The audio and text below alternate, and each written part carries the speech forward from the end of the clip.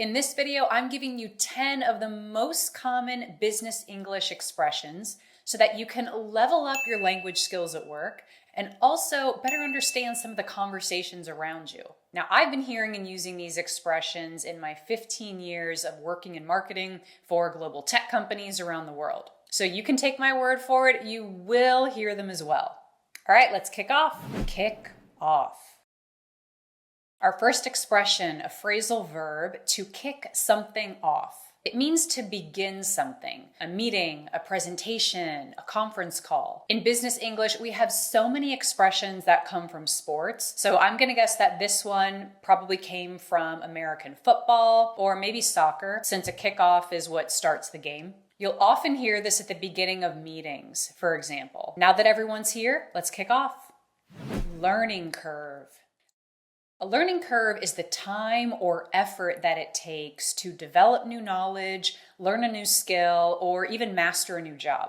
We often say that there can be a steep learning curve, which means that there's a lot to learn with something. There's always a steep learning curve whenever you start a new job with little experience.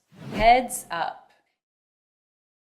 To give someone a heads up is to warn them about something, or let them know in advance that something is coming or that something will happen that's going to affect them in some way. You'll see this expression in emails a lot, and usually it's used pretty informally. Just a heads up, Joe's going to present the campaign results to management next week, so we'll need to have them ready in time.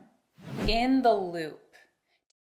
To keep someone in the loop means to keep someone informed about something, such as a plan or a project, so that they know what's going on with it and what's happening. And most often, you'll hear this or see this at the end of emails or at the end of conversations. Please keep me in the loop. I'll keep you in the loop. Quick win. A quick win is an improvement that's visible to others. It has an immediate benefit to a team or an organization, and it can be done relatively quickly.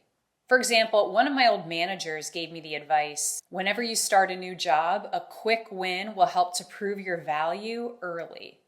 All right, guys, if you're finding this video helpful so far, go ahead and hit the like button. And if you want to keep advancing your English for work, check out my business English classes. I have both private and group sessions. You'll find all the info you need on my website right here. It's english2excel.net. Due diligence.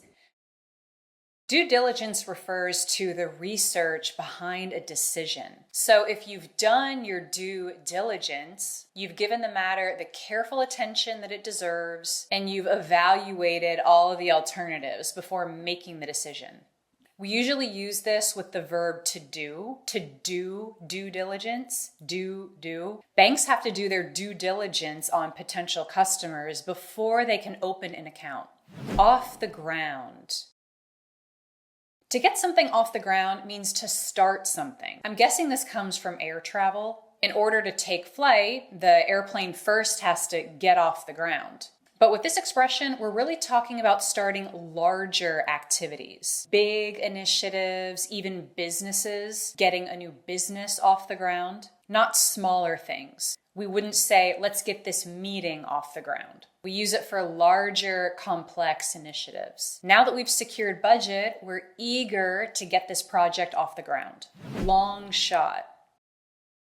This is something that's unlikely to happen or something that's unlikely to have success. Again, like many business English expressions, this one comes from American sports. If a player is trying to shoot the ball from really far away from a long distance, it's not likely that he or she is going to make the shot. Getting the job is a long shot, but if I don't try, I'll never know if it's possible. I love that attitude. On top of. To be on top of something means that you're in control of what you're responsible for. A project, a task, you're on top of it. You're making sure it's going well and it's going to be successful. Our new intern is always on top of her work. We need to hire her. Last one here, up to speed. To be up to speed means to be completely up to date with the current situation. To have all the necessary information about something in order to do what needs to be done. For example, if you have a new team member, your boss may ask you something like, Hey, can you make sure Megan is up to speed on the ABC account before we have the call with the client?